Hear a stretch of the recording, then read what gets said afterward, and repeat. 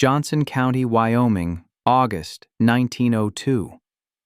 While every homesteader on the high plains was reinforcing walls and stockpiling firewood, Väinö Ketola was doing something that made his neighbors ride over just to confirm he hadn't lost his mind. The 41-year-old Finnish immigrant was digging straight down into the earth behind his cabin, 8 feet deep, shoring up the walls with timber, carving out a sleeping chamber beneath the frozen prairie. "He's digging his own grave," one rancher told another at the general store, "and he'll be lying in it by December." Nobody understood what Väinö knew about the earth that never freezes. And if you want to find out what happened when the January cold hit -47 degrees, and Väinö hadn't burned a single log all night, subscribe to this channel and tell me in the comments where you're watching from. Väinö Ketola had arrived in Wyoming in the spring of 1898, part of the later wave of Finnish immigrants who'd followed rumors of open land and opportunity in the American West. He'd left behind the Ostrobothnia region in western Finland, where winters stretched 7 months long and survival depended on wisdom accumulated over generations who'd learned to work with the cold rather than against it.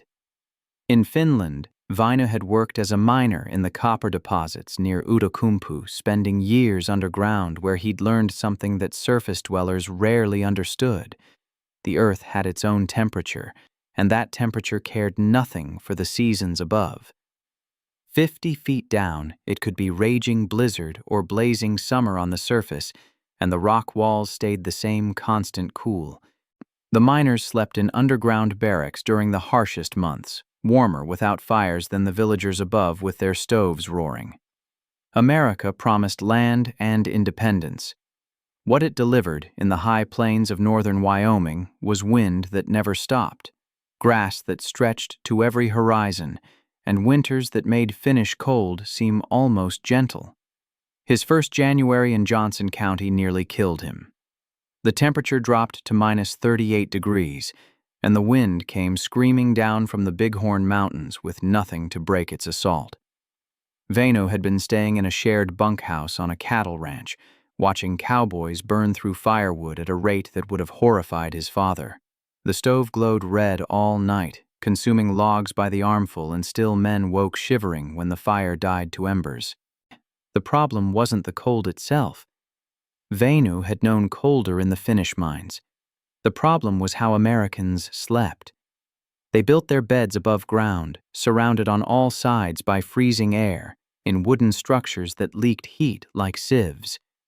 Every BTU generated by their stoves fought against walls that conducted cold inward and roofs that let warmth escape upward. They'd wake at midnight, at 2 a.m., at 4 a.m., stumbling through frozen darkness to feed fires that could never truly win against the infinite cold outside. But Väinö remembered the mining barracks.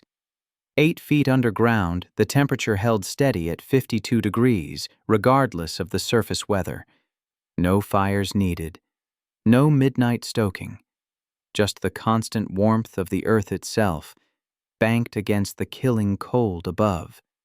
By 1902, Väinö had saved enough to buy 40 acres of grazing land east of Buffalo. The property was unremarkable. Flat prairie with good grass, a small creek for water, no trees to speak of.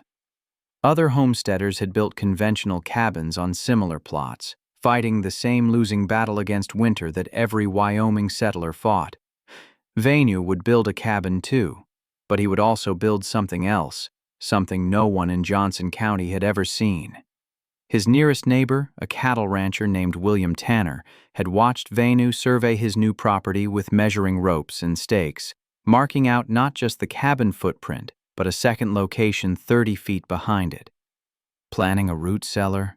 Tanner had asked, riding over to introduce himself. "A bedroom," Väinö replied. "Underground?" 8 feet down, where the earth stays warm. Tanner had stared at him for a long moment, then laughed, not cruel, but genuinely amused. "Friend, I've been ranching this territory for 15 years. Underground is where we put things we want to keep cold. Meat. milk, the dead. In Finland, underground is where miners sleep warm without fires. This isn't Finland. Tanner tipped his hat. But I wish you luck with your underground bedroom. Come winter, you'll learn what Wyoming thinks of clever ideas. Väinö nodded politely and returned to his measurements. The earth didn't care what Wyoming thought. It just held its temperature, patient and constant, waiting for someone smart enough to use it.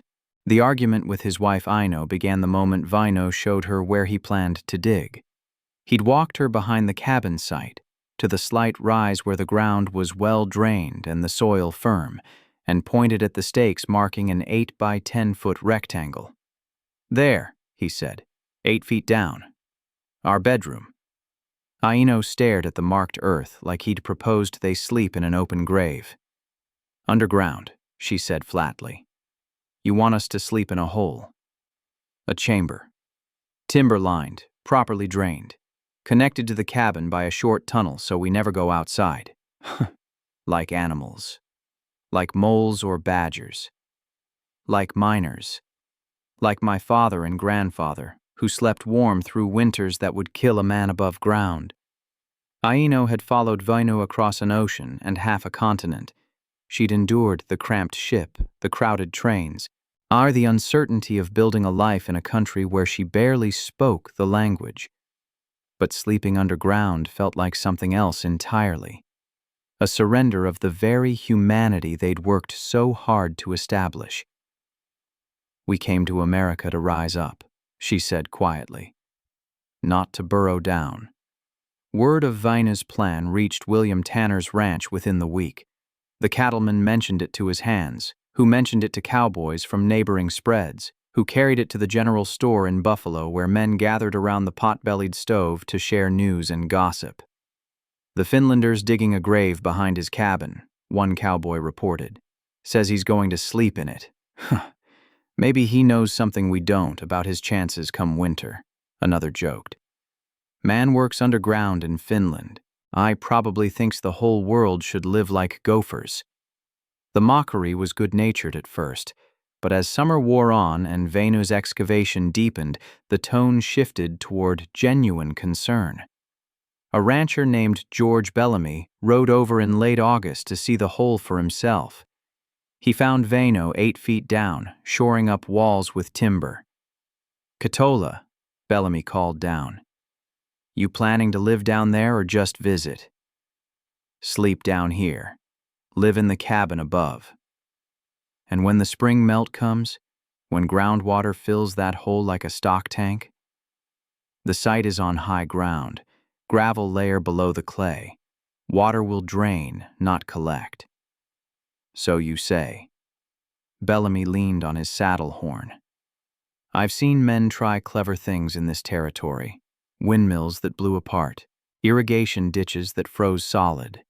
New ideas don't survive Wyoming winters. A friend. Only proven methods survive. This is a proven method. Proven for centuries in Finland. Finland's got trees. Finland's got mountains to block the wind. We've got grass and sky and cold that'll kill you between the barn and the house. Bellamy straightened in his saddle. I'm not telling you what to do with your land, but when that hole fills with water or collapses on your head, don't expect sympathy. That Sunday at the small Lutheran church in Buffalo, the closest thing to a Finnish congregation within 50 miles, Pastor Lindgren pulled Väinö aside after the service. The men are talking about your excavation, the pastor said carefully. Some are concerned for your family's welfare. They should be concerned about their own firewood. Half of them won't have enough cut by first snow. Perhaps, but an underground bedroom. Pastor Lindgren searched for diplomatic words. It strikes some as unnatural, as giving up on the life above ground that God intended. God put warmth in the earth, Väinö replied. Constant warmth that never fails, never needs fuel, never dies in the night. Using it isn't unnatural. Ignoring it is wasteful. Pastor Lindgren studied him for a long moment. I'll pray your engineering matches your confidence. Pray for those burning 10 cords a winter, Väinö said. They need it more than I do. What Väinö Ketola understood from years working in Finnish copper mines, modern geothermal engineers would later quantify with precision. But the principles he was applying had been observed by underground workers for centuries, long before anyone calculated the mathematics behind them. The key was ground temperature. Below a certain depth, typically 6 to 10 feet depending on climate and soil composition, the Earth maintains a nearly constant temperature year-round, completely unaffected by the air above. This temperature roughly equals the average annual air temperature of the region, smoothed across all seasons. In northern Wyoming, that meant approximately 50 to 55 degrees Fahrenheit, regardless of whether the surface was baking in July heat or buried under January snow. The physics were straightforward. A soil and rock are poor conductors of heat. They absorb and release thermal energy very slowly. The surface ground responds to daily and seasonal temperature swings, warming in summer and freezing in winter. But those temperature waves penetrate downward with diminishing strength. At 3 feet, you still feel seasonal variation. At 6 feet, the swings are muted. At 8 feet, the temperature barely moves. A constant thermal reservoir insulated from the chaos above by the Earth's own mass. The numbers told the story. While surface temperatures in Wyoming could swing 140 degrees between summer highs and winter lows, the temperature 8 feet underground varied by less than 10 degrees across the entire year. In January, when the air above dropped to -40, the Earth at Väinö's sleeping depth would hold steady at 52 degrees, oft not warm by summer standards, but 92 degrees warmer than the killing air above. Human bodies generate heat constantly, approximately 300 BTUs per hour at rest, more when active. A sleeping person radiates warmth into their surroundings like a gentle furnace that never stops burning. In a conventional above-ground bedroom, that body heat escapes through walls, floor, and ceiling into the frozen night. The sleeper fights a losing battle, their own warmth stolen by the infinite cold outside. But underground, the equation inverted. The earth surrounding Väinö's chamber wasn't cold. It was 52 degrees, warmer than the human body needed for comfortable sleep. Instead of stealing heat from sleepers, the earth would donate it. The thermal mass surrounding the chamber acted as a giant storage battery, holding billions of BTUs of thermal energy accumulated over millions of years, offering a tiny fraction to anyone wise enough to burrow into its embrace. The tunnel connection was critical to the design. Väinö planned a passage 3 feet wide, 4 feet tall, and 15 feet long, connecting the underground chamber to the cabin's main room. This tunnel served multiple purposes. It provided access without requiring anyone to go outside. It allowed the cabin's residual heat to flow into the chamber during the day, and it created a thermal buffer zone where temperatures graduated smoothly from the warmer cabin to the constant temperature earth. Ventilation mattered too. A sealed underground chamber would grow stale with carbon dioxide and moisture. Väinö designed a 6-inch pipe rising from the chamber's ceiling to the surface, topped with a hooded cap to prevent rain and snow entry. The temperature differential between the 52-degree chamber and the cold outside air would create gentle, natural draft, pulling fresh air down through the tunnel from the cabin and exhausting stale air through the vent pipe. His neighbors saw a hole in the ground, primitive, barbaric, a step backward toward cave-dwelling ancestors. Väinö saw a precisely engineered sleeping system that would maintain comfortable temperatures using nothing but the Earth's own thermal mass. No fuel to cut, no fire to feed, no waking at midnight to keep from freezing. The Earth had held that warmth for millennia, patient and unchanging. Väinö was simply the first man in Wyoming smart enough to accept what it offered. The digging began in late May of 1902 as soon as the ground thawed deep enough to work. Väinö had chosen the site carefully, a slight rise 30 feet behind where the cabin would stand, with well-drained sandy soil over a gravel layer that would prevent water from pooling. He'd tested the drainage by digging a 3-foot pilot hole and watching it through 2 rainstorms. The water disappeared within hours. The site would stay dry. He worked alone for the first month, unwilling to pay hired hands for labor he could do himself. Each morning he descended into the growing pit with his pickaxe and shovel, breaking earth and hauling it up in buckets rigged to a simple rope and pulley. The topsoil came easy. 18 inches of prairie loam that had supported grass for 10,000 years. Below that, dense clay fought every stroke of the pick, yielding grudgingly in chunks that had to be pried loose. By mid-June, the hole was 4 feet deep, halfway to his goal. Vainu could stand in the pit with his head below ground level, feeling the temperature change already. The air down here was cooler than the summer heat above, still and quiet, insulated from the constant Wyoming wind. The shoring began at 5 feet. Vainu had salvaged timber from an abandoned mine works 20 miles distant, heavy pine beams that had already proven themselves underground. He set vertical posts at each corner of the 8x10 excavation, then nailed horizontal planks between them, creating wooden walls that held back the earth's pressure. Every 2 feet deeper, he added another ring of shoring, building a timber box that descended with him into the ground. The final depth came in late July, 8 feet below the prairie surface.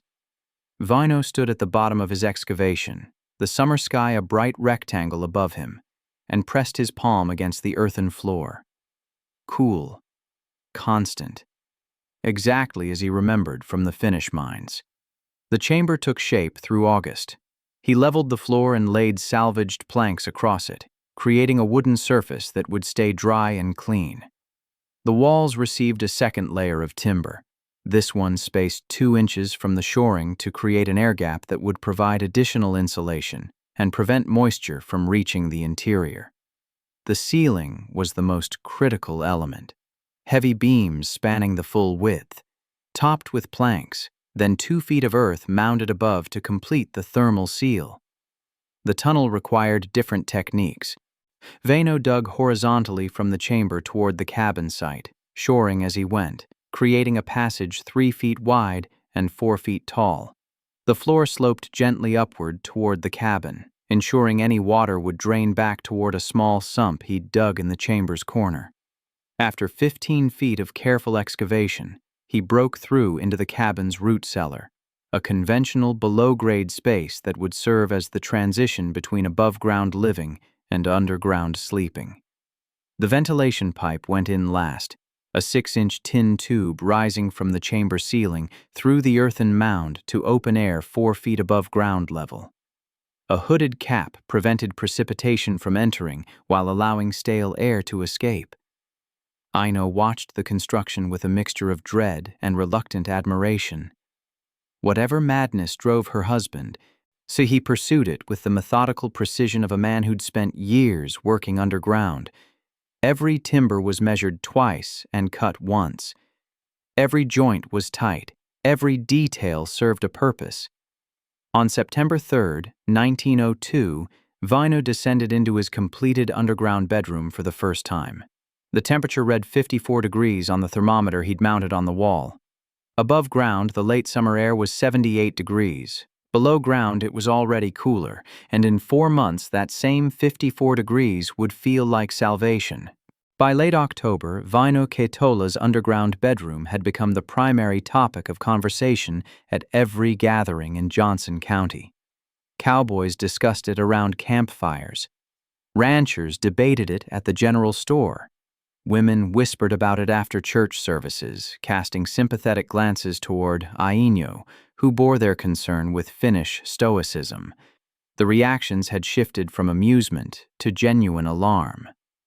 "He's built a tomb and plans to sleep in it," one rancher declared at the general store in Buffalo, warming his hands near the pot-bellied stove. "Man's either touched in the head or planning to leave his wife a widow." "The hole will flood come spring melt," another predicted. or collapse under the snow load. Either way, they'll be digging him out, if there's anything left to dig. Foreigners bring foreign ideas.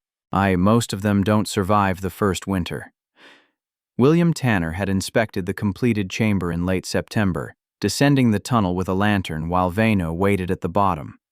The cattleman had to admit the construction was solid. Heavy timber, tight joints, no sign of water intrusion. But solid construction didn't mean sound thinking. It's well built, Tanner acknowledged, holding the lantern high to examine the ceiling beams. I'll grant you that.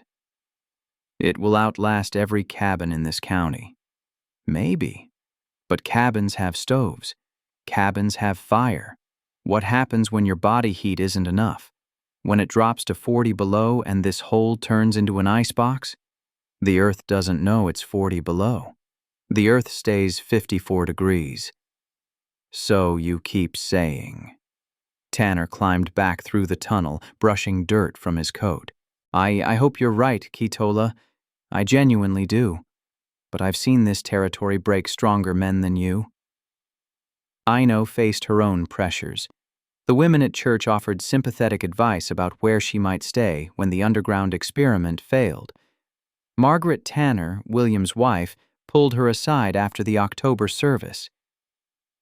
You're welcome at our ranch if things go badly, Margaret said softly. We have room. No woman should freeze because her husband has strange ideas. My husband's ideas kept miners alive through winters that would kill men above ground, Aino replied, her accent thick but her meaning clear. I trust his knowledge. Underground in Finland is different from underground in Wyoming. Underground is underground. The earth doesn't change because you cross an ocean. The first hard frost came on November 2nd. Vaino descended into the chamber that evening and spent the night alone as a test, leaving Aino in the cabin with the stove. He brought no blankets, no fire, nothing but his body and the clothes on his back. The surface temperature dropped to 19 degrees overnight. Inside the chamber, Vaino's thermometer held steady at 53 degrees. He slept straight through until dawn, no waking to feed fires, no shivering through the darkest hours. When he climbed back to the surface, frost coated every blade of grass and his breath fogged instantly in the cold air. But 8 feet below, he'd been warm enough to sleep in shirt sleeves. He found Aino in the cabin, having spent the night feeding the stove every 2 hours. The chamber works, he told her. 53 degrees all night. I slept without waking. Aino studied his face, rested, calm, showing no sign of a man who'd suffered through a freezing night. She looked at the depleted woodpile beside the stove, the ash she'd have to clean, the endless cycle of cutting and hauling and burning that stretched ahead for 5 more months. Show me, she said quietly. They descended together that evening. Aino pressed her palm against the timber wall, feeling the constant cool that was somehow warmer than the November air above. It's not cold, she admitted. It's never cold, and it's never hot. It just is. For the first time since Vaino had shown her his plans, Aino allowed herself to believe. January 1903 arrived with a brutality that old-timers would reference for decades.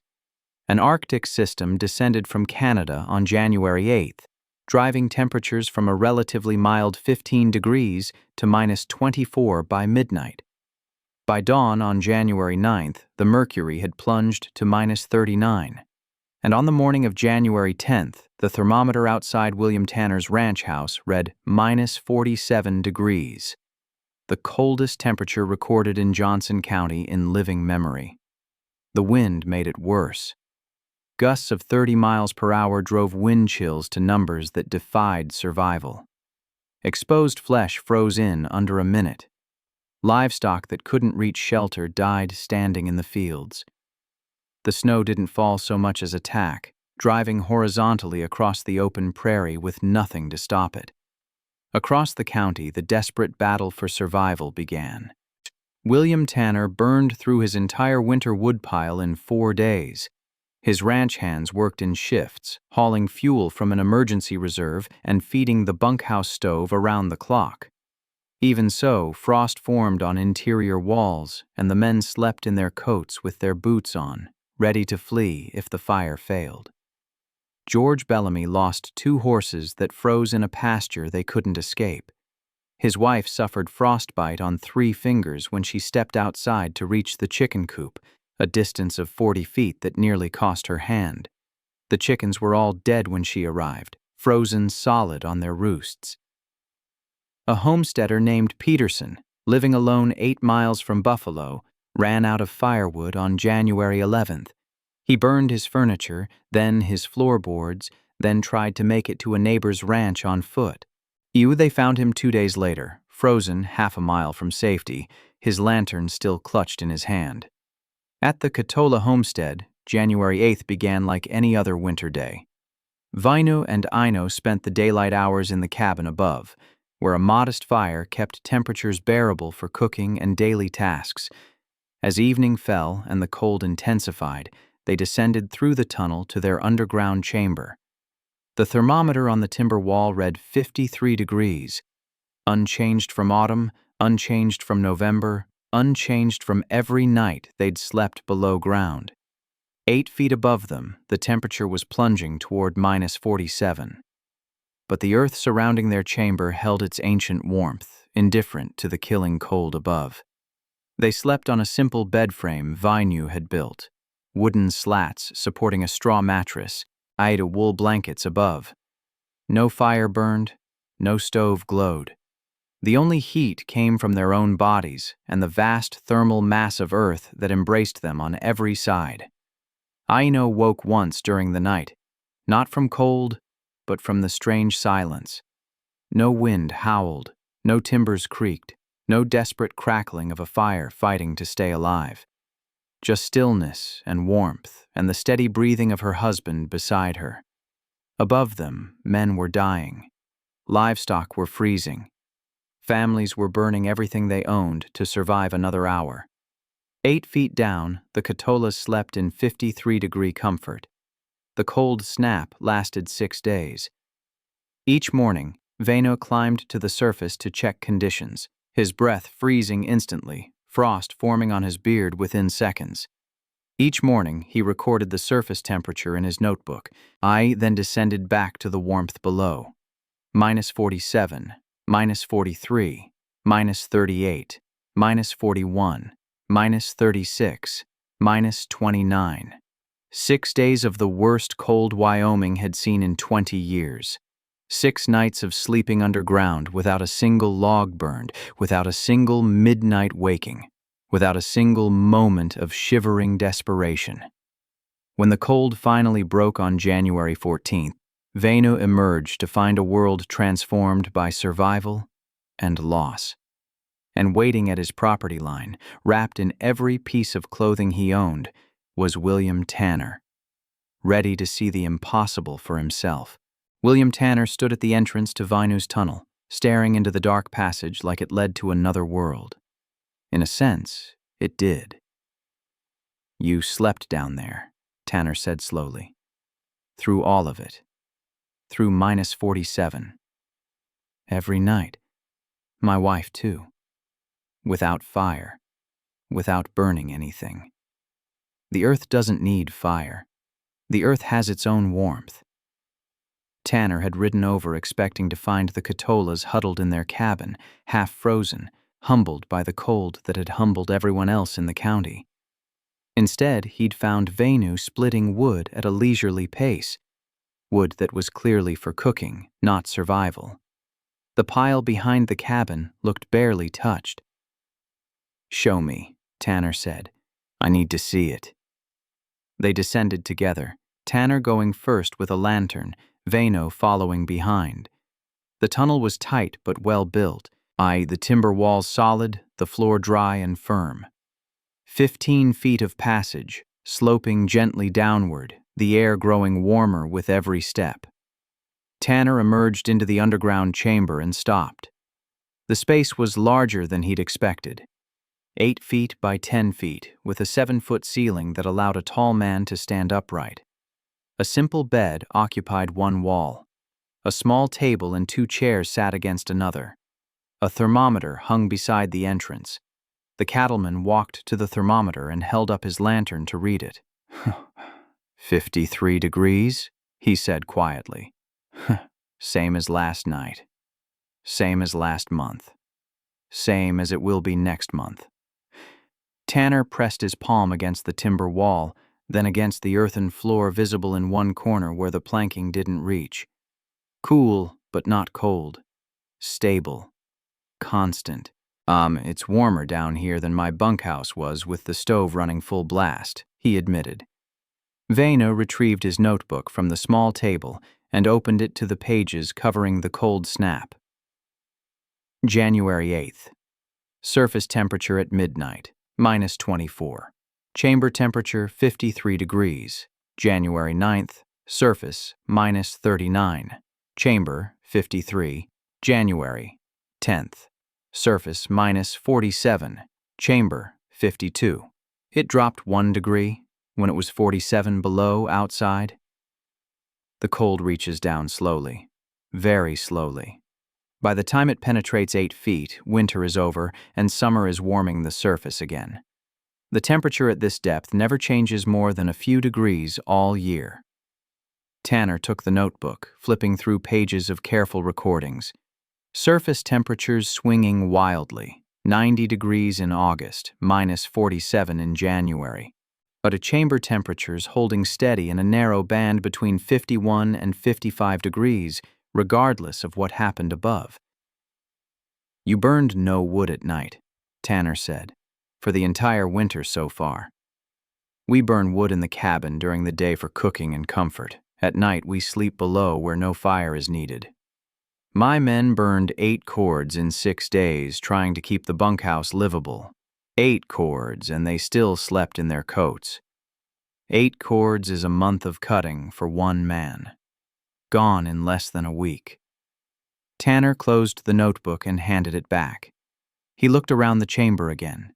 The simple bed, the steady temperature, the absolute quiet that came from being wrapped in earth rather than exposed to wind. I called you a fool, he said finally. Told everyone you were digging your own grave. You didn't understand. How could you? You'd never seen it work. I've seen men die in this territory because they trusted new ideas instead of proven methods. Tanner met Väinö's eyes. But this works. The proof is right here on this thermometer. The proof has been in the earth for millions of years. I just dug down far enough to find it. Tanner extended his hand. Can you teach me to build one? Väinö shook it firmly. When the ground thaws. Digging is easier in spring. The first visitor after William Tanner was George Bellamy, the rancher who'd warned Väinö about spring floods and collapsing holes. He arrived on January 16th, 2 days after the cold broke, still wearing bandages on his wife's frost-bitten fingers and still mourning the horses he'd lost. I need to see it, Bellamy said without preamble. Tanner says you slept through the whole thing at 53 degrees. Väinö let him down without a word. Bellamy spent 20 minutes in the chamber, pressing his hands against the walls, studying the construction, reading the temperature log. When he emerged, his expression had changed from skepticism to something closer to hunger. My wife nearly lost her hand walking 40 feet to the chicken coop, he said quietly. You slept warm doing nothing. The earth did the work. I just dug the hole. By the end of January, Väinö had hosted 14 visitors in his underground chamber. Ranchers, cowboys, homesteaders, even Pastor Lindgren. All of them descending the tunnel expecting to find some trick or illusion. All of them emerging with the same stunned expression. The thermometer didn't lie. The constant temperature couldn't be faked. William Tanner was first to commit to building his own. He rode over in early February with his foreman and 2 ranch hands, notebooks in hand, ready to learn everything Väinö could teach. The site selection matters most, Väinö explained. walking them across his property. High ground, good drainage, sandy soil over gravel if you can find it. Clay holds water, you'll wake up in a pond. He spent 3 days teaching timber selection, shoring techniques, proper depth calculations. He showed them how to test drainage with pilot holes, how to slope the tunnel floor to prevent water accumulation, how to position the ventilation pipe for natural draft without letting in rain or snow. "You're giving away everything," Aino observed one evening after yet another group had departed with pages of diagrams. "Knowledge that stays with one man dies with one man. Knowledge that spreads keeps people alive." The first new chamber was dug at the Tanner Ranch in April. William's hands did the excavation while Vaino supervised, checking depths and drainage and shoring at every stage. By late May, the chamber was complete, slightly smaller than Vainu's, but built to the same principles. "We won't know if it works until next winter," Tanner admitted, standing in his new underground room. "It will work. The earth doesn't change its mind." George Bellamy started his excavation in May, hiring extra hands to speed the digging. A homesteader named Larson, who'd lost 2 toes to frostbite during the cold snap, began his own chamber in June. By summer's end, 5 underground bedrooms were under construction across Johnson County. The Buffalo newspaper ran a story in August about the Finnish method of winter survival. Letters arrived from Montana, the Dakotas, even distant Minnesota. Farmers and ranchers desperate for any alternative to the endless cycle of cutting and burning that consumed their winters. Vainu answered every letter. He drew diagrams, explained the principles, described the construction sequence in careful detail. He charged nothing, refused even postage reimbursement when it was offered. "In Finland, the miners taught each other," he told Aino. "That knowledge kept men alive for generations. If I sell it, only rich men survive. If I give it away, everyone has a chance." The following winter was milder, only -28 at its coldest, but the new underground chambers performed exactly as Vainu had promised. William Tanner slept through January without burning a single nighttime log. George Bellamy's wife, her fingers still scarred from the previous year's frostbite, descended each evening into earth-wrapped warmth and emerged each morning rested and whole. The man who'd dug his own grave had taught his neighbors to do the same, and they'd never slept better. Vaino Ketola lived another 34 years on that Johnson County homestead. He died in 1937, surrounded by children and grandchildren who'd grown up descending into the earth each winter night as naturally as other families climbed into above-ground beds. The original underground chamber outlasted him. His grandson used it until 1962, when rural electrification finally brought reliable heating to the remote Wyoming property. Even then, the chamber remained intact, a cool refuge in summer and an emergency shelter that never lost its purpose. The winter of 1903 remained the benchmark against which all subsequent Wyoming winters were measured. Old-timers would ask each other, "Is it as bad as '03? And the answer was almost never yes. But lesser winters still killed livestock and exhausted families who fought the cold with nothing but firewood and desperation. Every frozen morning reminded them of what Vainu had proven possible. By 1910, underground sleeping chambers had spread beyond Johnson County into neighboring Sheridan, Campbell, and Washakie counties. Agricultural journals published articles about earth-sheltered sleeping and the Finnish method of winter survival. The Wyoming State Agricultural Extension invited Vainu to speak at their annual meeting in 1912. The immigrant once mocked for digging his own grave, now addressing an audience of 200 ranchers, hungry for knowledge that could transform their winters. "The earth remembers no winter," Vainu told them. 8 feet down, it is always autumn. The cold above is temporary, i.e., the warmth below is permanent. We simply choose which one to sleep in. William Tanner never lost another animal to cold after building his underground chamber. His ranch hands, once forced to wake every 2 hours to feed the bunkhouse stove, slept through the nights in earth-wrapped warmth and worked the next day rested instead of exhausted. The Tanner family would remain in Johnson County for 3 generations, and every property they built included an underground sleeping chamber as standard as a well or a barn. The principle Vainu understood, using the Earth's constant temperature as a thermal refuge, appears today in earth-sheltered architecture worldwide. Modern earth-bermed homes, underground housing developments, and even emergency survival shelters all descend from the same physics that kept the Katolas warm through -47 degrees. The mathematics have been refined, the construction techniques modernized with concrete and waterproofing membranes, but the core insight remains unchanged. Below a certain depth, the Earth maintains a temperature that surface weather cannot touch. What Vainu knew, what the Finnish miners knew, what underground dwellers across centuries knew, was that fighting nature exhausts those who attempt it, while cooperating with nature rewards them. His neighbors attacked winter with axes and sweat, cutting trees, splitting logs, waking through frozen nights to feed fires that could never truly win. Vainu surrendered that battle entirely. He let the earth shelter him, descending each night into warmth that had existed for millions of years and would exist for millions more. The lesson extends beyond underground chambers. Every problem has brute force solutions that consume endless resources, and elegant solutions that harness forces already present. Vainu's neighbors saw the earth as cold, dead ground to be endured. Vainu saw it as a thermal reservoir offering free warmth to anyone willing to dig. Aino outlived Vainu by 6 years. She spent her final winters descending the same tunnel they'd used for 3 decades, sleeping in the same chamber, wrapped in the same earth-constant warmth. After she passed, her daughter found a note tucked into the family Bible, written in Aino's careful Finnish script. He said he was digging a bedroom. I said he was digging a grave. We were both right. He buried our fear of winter in that hole, and we slept in peace above it.